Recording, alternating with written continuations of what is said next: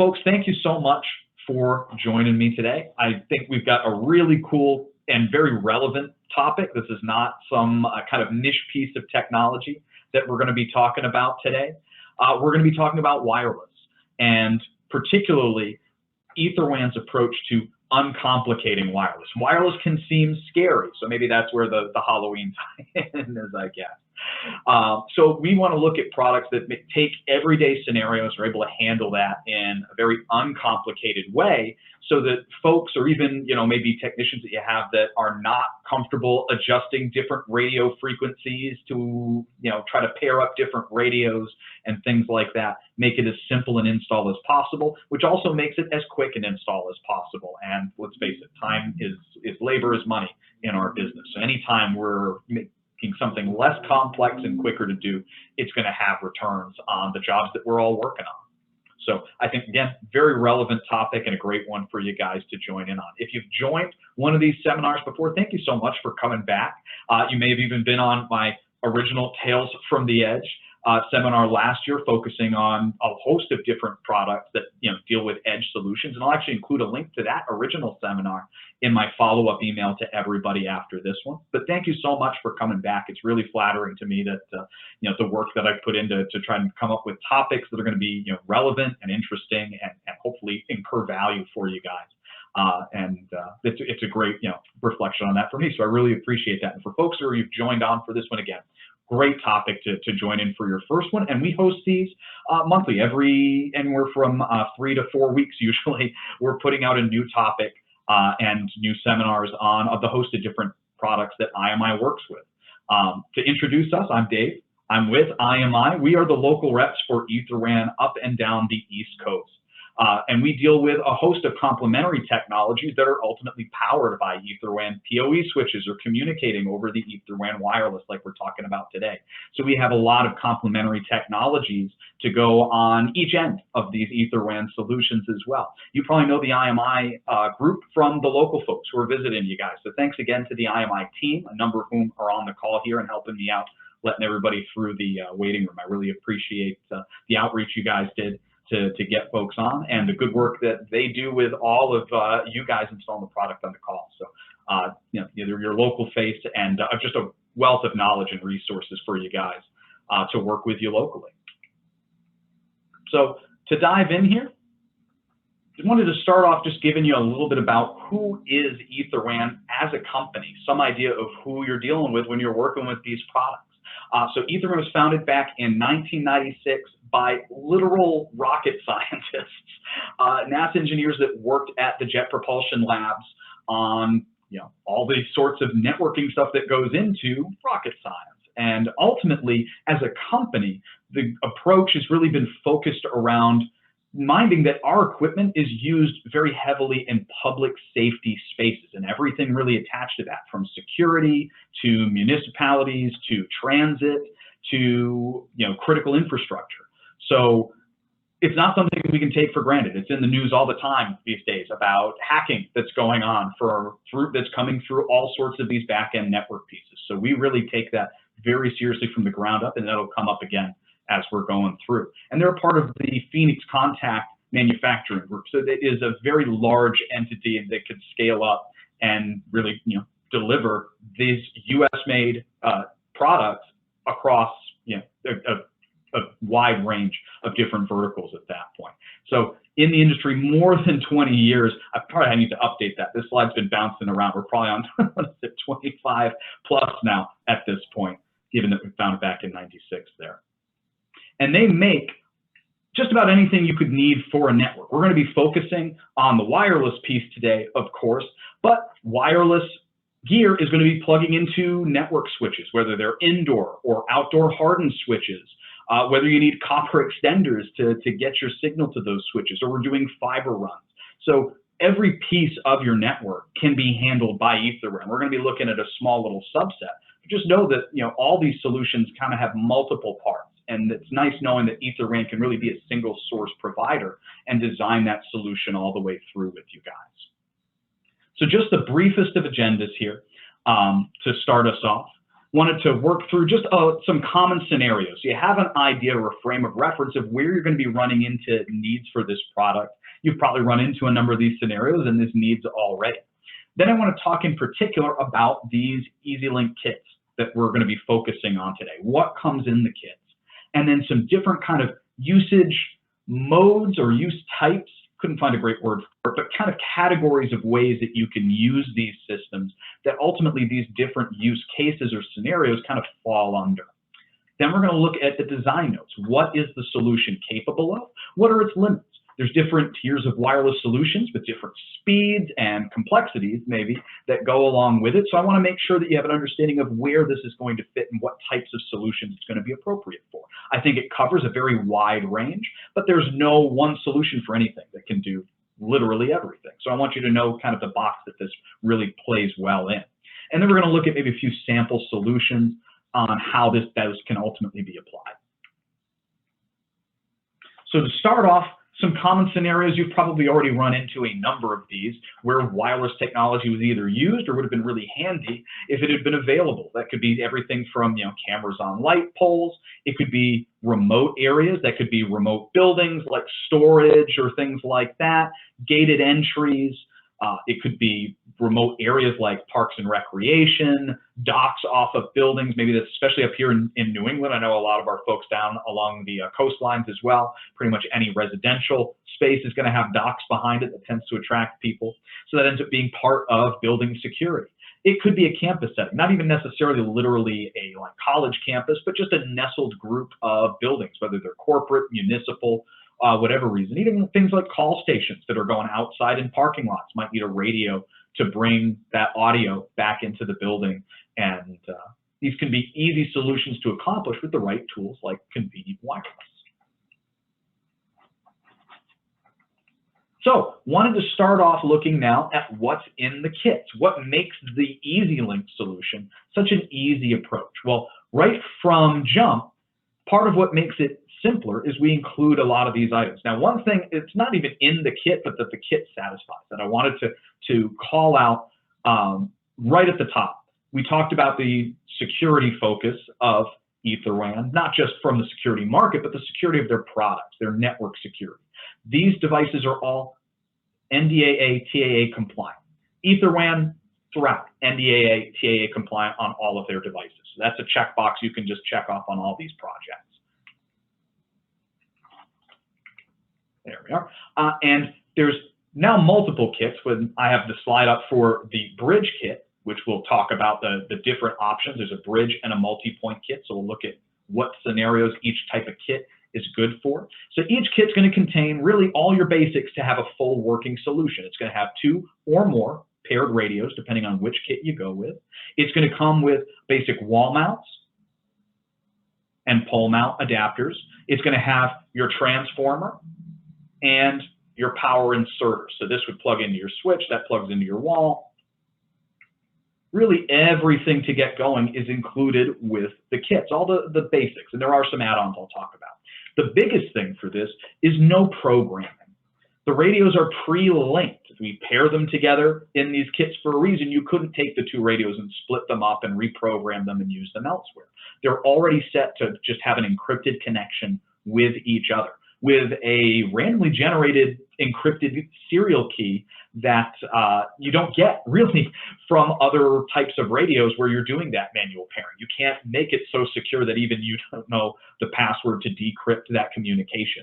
It's just the 2 radios that can talk to each other. So pre-linked, they've got a signal strength display on them, so very easy to just mount, power them, aim them, and check that signal strength indicator and you're done. Now, there are some nice options on here. Oh, I didn't realize I doubled up on that point too. Every now and then you'll be putting one of these maybe on a pole with a camera. So there are some things outside of the kit that can help make an install even easier. So hardened power supply. These units, to keep the cost of the kits, at least the standard kit low, it's an indoor power supply. We're figuring you're plugging this into your indoor switch and then running a lead out to the unit. But if it's going to be going out on a pole, you need a hardened version. We have that. We have an adapter for standard PoE to keep the cost of these radios down. They're powered by a version of PoE that's actually running 24 volt. inserted from here. So we have a standard 48-volt just adapter to use maybe a hardened PoE switch out on that pole, which, hey, EtherWAN provides as well. So some different upgrades that you can do for certain types of installs that can make it even easier for those particular installs while still having all the basics you would need for a pretty standard type of building-to-building or point-to-point type of install in the kit.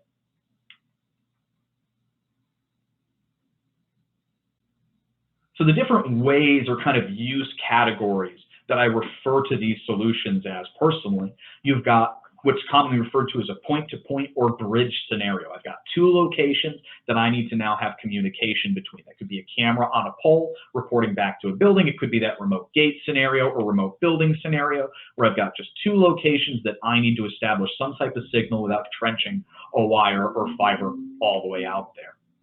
You can also use these and multiple versions of these kits or multiple just quantities of these kits to daisy chain a signal. We're usually using this to get around some type of obstruction or because we have multiple locations that are just kind of in a row nearby each other where it makes sense to just point one building to the next, from that building on to the next, and so on. That could be cameras in a parking lot to get around a nice group of trees that is beautiful foliage but otherwise blocks wireless signal. So we use multiple poles and kind of daisy chain a signal maybe around these obstructions.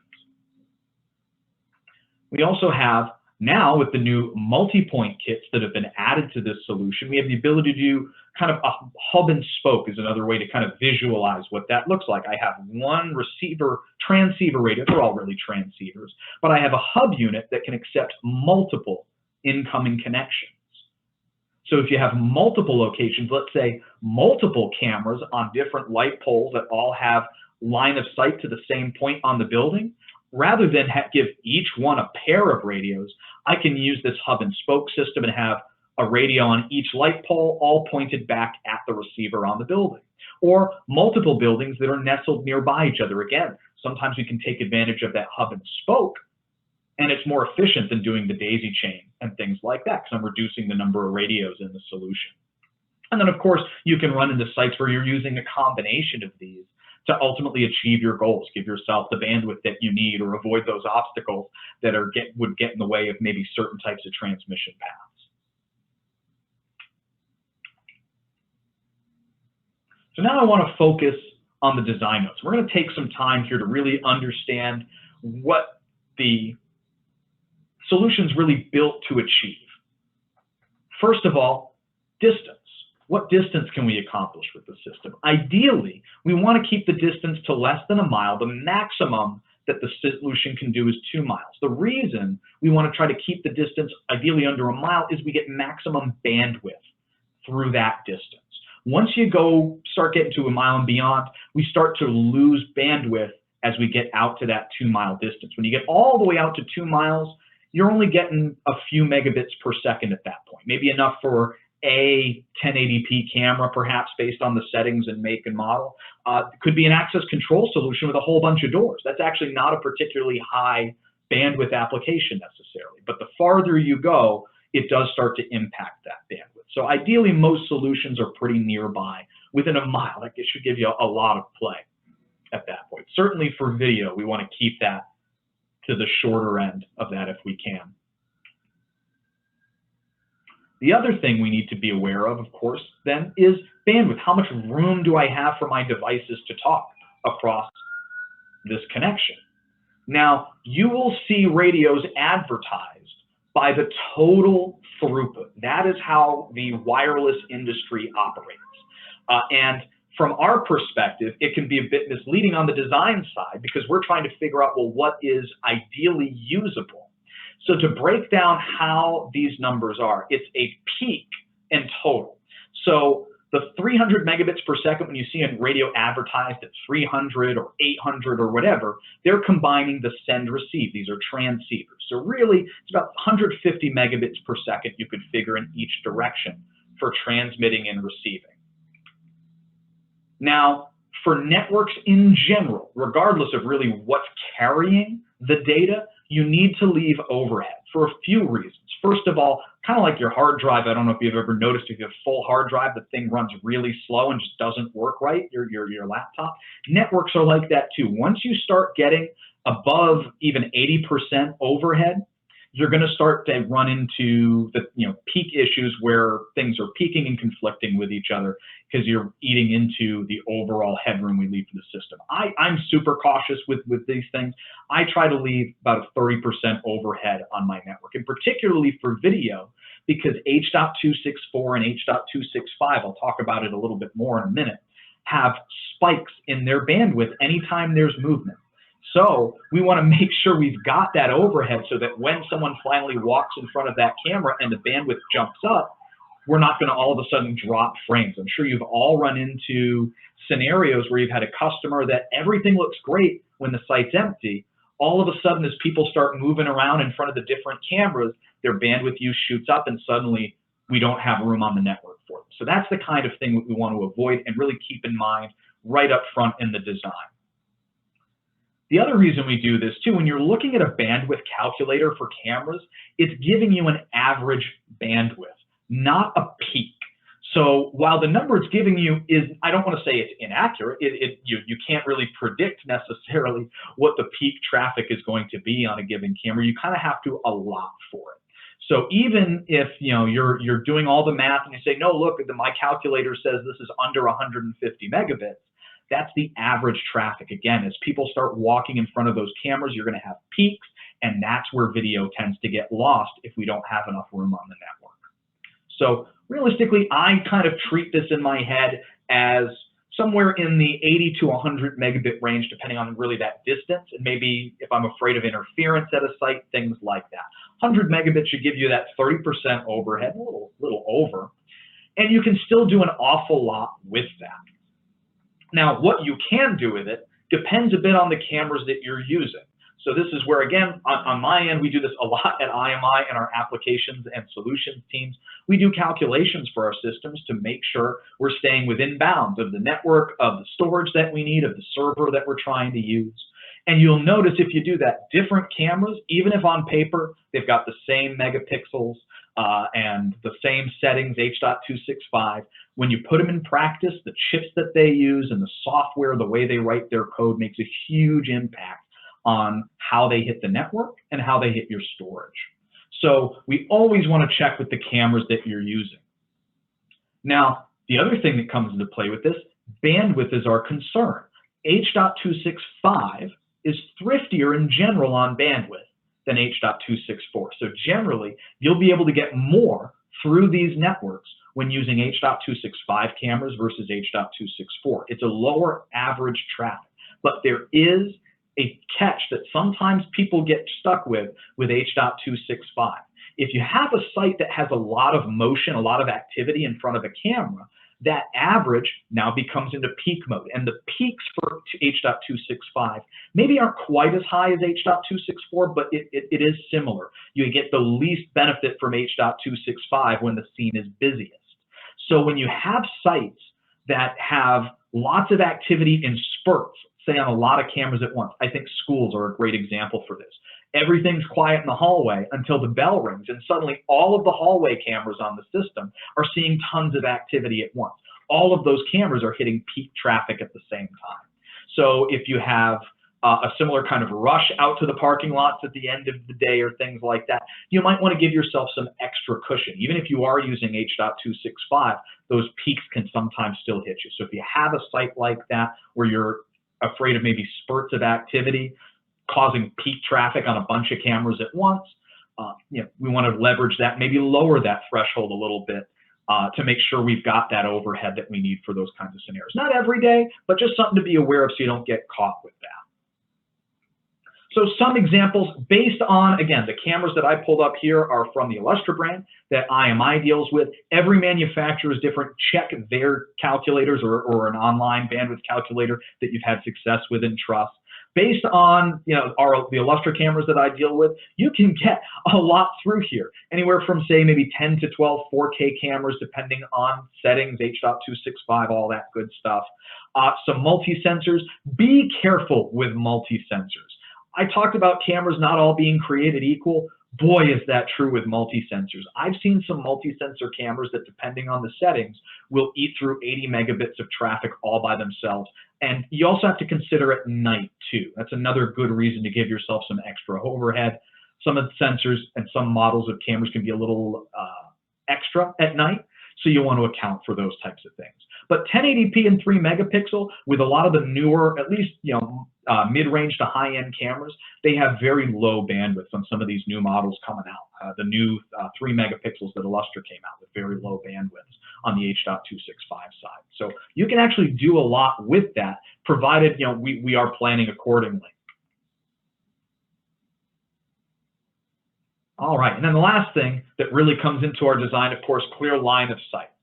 Ultimately, there's kind of a cone or a bubble between the two radios we got to keep clear. The radius of it, the diameter of it changes depending on the distance. The farther the radios are apart, the bigger that zone needs to be. Thankfully, shorter distances, we're not talking about huge areas. We want to make sure we're avoiding any type of obstruction to the signal path, because that's going to reduce that bandwidth. So things like foliage may not block the signal totally, but if they reduce your bandwidth, you're going to have dropped frames, missed video. Same with buildings. Sometimes we think, oh, I can shoot, I've got a 16-foot gap between these two buildings. If I aim the radio perfect, I could shoot it through. I try to avoid any type of obstruction. While buildings are certainly going to be an even worse obstruction than foliage. So now, in the kits themselves, this is what they look like when a radio is set up. On the outside of my building, I've got my EasyLink radio. It is mounted to your wall mount. I tried to kind of shoehorn the wall mount in there so you have an idea that, yes, that is there. And then we have a Cat6 cable going inside the building. That is not included in the kit. We don't know how long a cable you need. We do have pre-cut UV resistant coated outdoor Cat6 cables available in pre-done lengths if it's convenient to get them from us. Now, once that comes into the building, we have our power adapter by the Ethernet switch. Remember, we can't use the PoE coming from the Ethernet switch. We're looking for a special 24-volt version with these kits. So that's why we include our power adapter.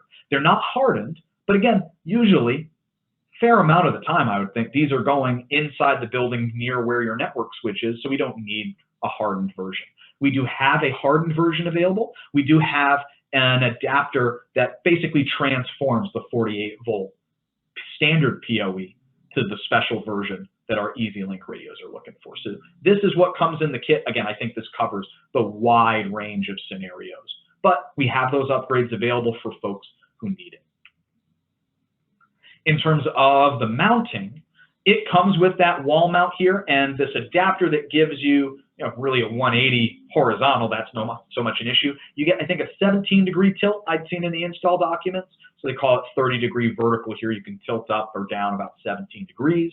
And you see here, this could also be used, rather than using our little kind of wall-to-pole adapter, you could just directly pole mount this to an existing unit. And you see pretty wide range of diameters supported. It's a pretty easy mounting solution. So we mount it, we power it, and then we just aim it. On the back of the units, there's this signal strength detector that once I've got them pointed up, I should see that jump up and get that signal strength as high as possible.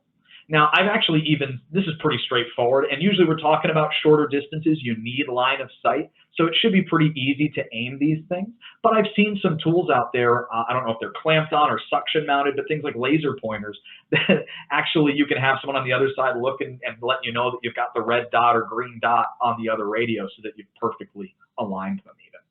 But again, visible range, having the signal strength monitor on there, I don't know that you really, in practice, need to go to that length unless you're really trying to push these things to their maximum throughput, which I don't know that that's ever ideal on anything.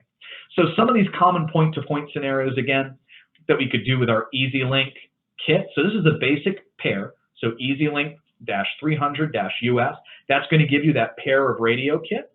So I could do that for my camera on a light pole. That's a pretty common one. Or multiple cameras with the Multipoint kit.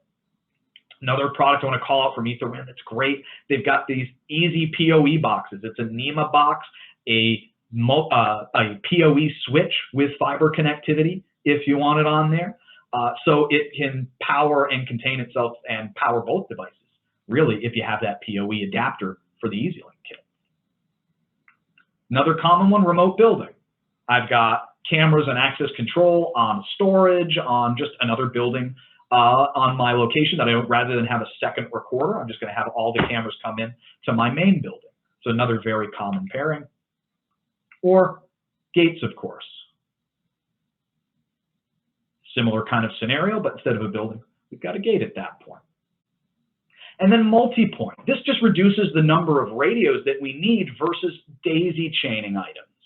So let's say I've got a solution here. I've got a residential area, multiple residence buildings. They've got a dock for the residents so they can have boats. Boy, do we run into this a lot, covering the East Coast. And so this is a very common scenario for us, actually. So we want to add video and access to all these different areas.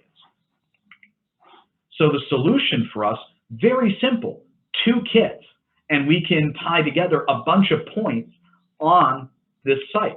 So I'm going to use one kit here. I've got my multi-point kit 1. That's letting me link my back building here, my dock, and now I've got, I can't tell if that's quite some obstruction here. It looks like there's some trees and things like that, but I've got a very clear line to both buildings from the dock. So I've got that multi-point hub with 2 spokes coming in and out of it. So that's our link there.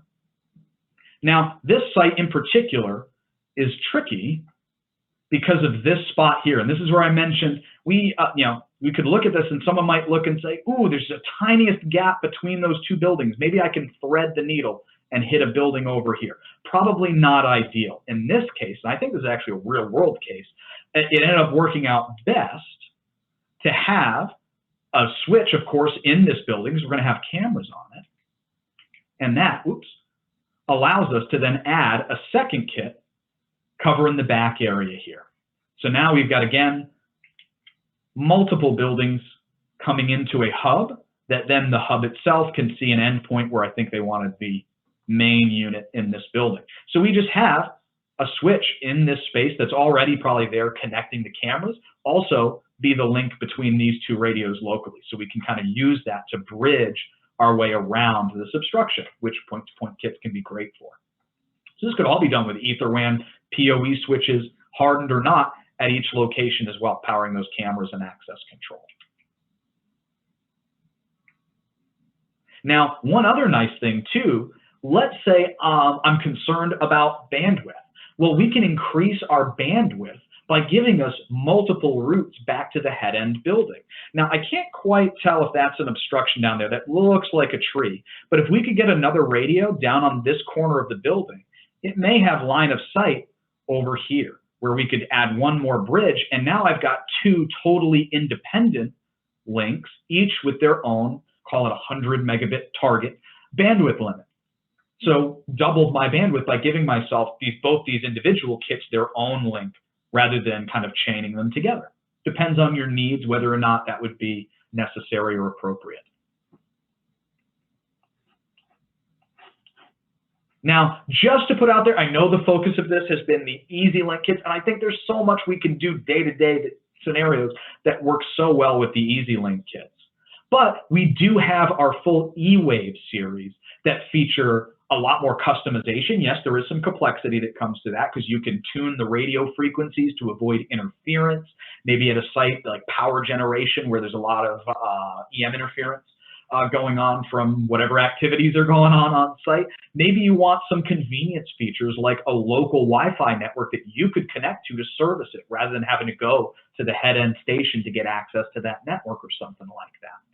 Or could be for distance or increased bandwidth. Whatever the reason, we do have a broader range of wireless radios to help pick up in these other scenarios that maybe aren't for everybody every day, but to know that you've got that and the know-how from EtherWAN. Anytime you're worried about bandwidth, that 100 megabit per second, you think you might need something a bit stronger, or you think you're just going to be running up against that and really want to check yourself to make sure, come to us. I mean, we at IMI, we work with this a lot. I work with Eric and Zach over at EtherWAN, checking myself all the time. So they've got wonderful resources internally to work with you when you do run into complicated scenarios that maybe need a more complex solution than the EasyLink kits are really built to offer. And when you need help with those types of more advanced things too, they've got their EtherWAN Academy online. this is worth doing even if you're not buying EtherWAN switches today, because it's just a wealth of course info and knowledge about networking, everything from kind of 101 courses up to very advanced stuff about VLANs and all the fancier features that you get in a higher level managed switch. And a number of them are Bixby credit certified as well. So you'll get credits for a number of these courses. And you can view them on your mobile device, on your laptop, whatever you're getting access from. So we're just past 10 o'clock. I want to thank you guys for staying with me and for joining on. I really appreciate it. And I wanted to open this up now for questions. So if you could, you should be able to unmute yourselves now if anyone wants to ask any out loud. I'm going to keep my eye on the chat. And while I'm opening it up here, I apologize, I'm going to be looking off to the other screen. I have a few documents I'm going to put in here for you as well. Just data sheets for the two styles of kit, the bridge and the multi-point, and also just a quick install guide from the bridge kit so you can see what these installation instructions really look like. You don't have to take my word for it. I'll include those in the follow-up email for anybody who needs to hop off, but for the folks staying on for the Q&A, I'm going to put this right into the chat right now. If one of the radios in the EasyLink kit needs to be replaced, do they both need to be swapped? David, this is Eric. Eric, thank you. Sure. I'm one of the engineers here at EtherWAN. We actually do have an ability to swap one of them out. So you would RMA one, and this is especially useful for, say, the MP kits where we have like 4 or 5 or 6 units coming back to a base unit. You can go ahead and RMA one of them, and we have the ability to fine tune it and send it back for you guys. Thank you so much, Eric. Eric was the Eric. That is the Eric I was shouting out, the famous Eric. So thank you. All right, there are no mesh type setups. So these kits are really built for simplicity, and mesh really gets things very complicated. So we do not do mesh in the sense that each of these radios are each connecting to multiple radios so that there's these self-resolving items. Yeah, so the EasyLink kits are really point-to-point and multi-point. Mesh just adds a level of complexity that we don't think is appropriate for what we're going for with this product. How does this compare to Ubiquity Wireless? Does Ubiquity have limitations compared to this? I'm sure it depends on looking at particular models from any third-party manufacturer. If you do have a solution that you're looking at, or you're looking to maybe match or see if you can provide an alternative to, I would engage your local IMI rep. Any particular information we can get about makes and models will help us make sure that we're comparing apples to apples and not trying to suggest oranges instead. For the units on light poles, will they require a 120-volt AC source? So this gets into kind of the transforming a bit. So our kits include an indoor 120 volt AC transformer. For the outdoor hardened version, I have to check. I don't have the data sheet for that in front of me, the actual hardened power supply. So I don't know if that. Eric, do you happen to know offhand if that goes up to 270 or if we would need a step-down transformer somewhere in between? Pardon me, what was the question? The hardened transformer option that's an add-on for the EasyLink kits, do you know what the high-end voltage that takes? Would that handle, say, like 277 or 270 coming from a telephone pole into that transformer? I don't, but we could quickly research that and get back to you offline. Okay, so that's for I have it in the chat here, Joseph. Thank you for sending that, and we'll research that and get. Oh, sorry, that's not Joseph. That's Mike. It scrolled on me, Mike. We will check that out and get that answer to you. I appreciate that. What troubleshooting features are available to the end user via web GUI or other in terms of frequency adjustments? I know the big thing I hit on in this is that a lot of these kits are really designed to try to avoid having to go to a web GUI to set these up at all, and our more traditional E-Wave radios have a lot of very in-depth settings that you can take advantage of. Eric, I guess I'll ask you, is there any real adjustment needed or available to folks based on how these kits are laid out? Sure. So these are made with no configuration in mind. And one of the things that is kind of perhaps a drawback to that is that you cannot configure anything through the GUI, so you can't troubleshoot. But the whole point of these is they are a plug and play, point them, and they're ready to go type situation. You're very welcome to call into EtherWAN support, troubleshooting support, and we can perhaps make sure you have things powered, that they're pointed correctly. I've had to troubleshoot things like the switch end is not configured correctly from the port side. But as for the units themselves, if you need to troubleshoot them, then there's something wrong there. You should not have to go in, because these are 100% configured with 256 AES encryption, and they're ready to go right out of the box. So that is a lot of the point of these units. All right, excellent. I'm going to keep this open. If anybody, just to confirm, the kits will not power cameras, just the radios. Yes, that is correct. However, again, EtherWAN has a host of PoE switches of every shape, size, and level of hardening that you might need, and we do have an adapter to power these radios off of a more standard PoE switch, rather than using that plug-in transformer inserter that comes with the kit itself. So you can certainly sit up, and I get this a lot on those telephone pole and remote gate scenarios where we have a transformer powering a PoE switch, maybe even our Easy PoE kit that I was talking about, where it's giving multiple PoE connections in its own NEMA box. I use that to power my maybe couple cameras on a pole, and use the adapter to power that radio. So that's really where the device that's powering all your devices is that PoE switch, if it's warranted at a particular location. I bet in a lot of scenarios, since we're dealing with a lot of cameras, you'll probably have that in play as well. But yes, the power supplies are really just intended for the radios, because again, it is not 48-volt standard PoE that these units run off of. That's why we use the special power supplies in here, or the transformer little adapter. Excellent. All right, it's 10 past here. I know I am frequently the person on the phone fumbling to try to figure out which mute button I muted myself with, so I'll give us another minute or two here for folks if anybody wants to ask any further questions, and keep an eye on the chat.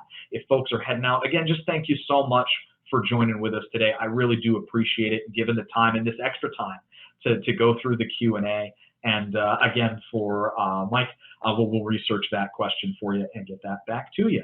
And otherwise, unless there's any other questions, I guess I'll release everybody out to the rest of their morning. Thank you so much for giving me some of it, and I really do appreciate it. Oh, sorry, Dave Anderson wanted me to mention absolutely something I take for granted. These things are in stock. I know stock issues are everywhere right now with just about every type of component we're dealing with in security, but we do have these units available. It's not a 6-month lead time for a boat on China, thankfully. So if you have some immediate uses, please give us a call so we can talk through them.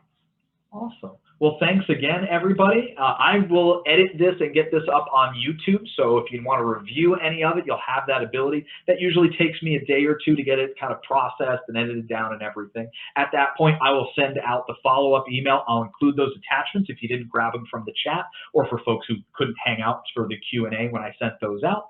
And I'll include also a link to my original Tales from the Edge that talks about all the different equipment that you need to get from a device out at the edge back into your building, all the pieces of your network that touches, and how EtherWAN has a piece for every part of that journey.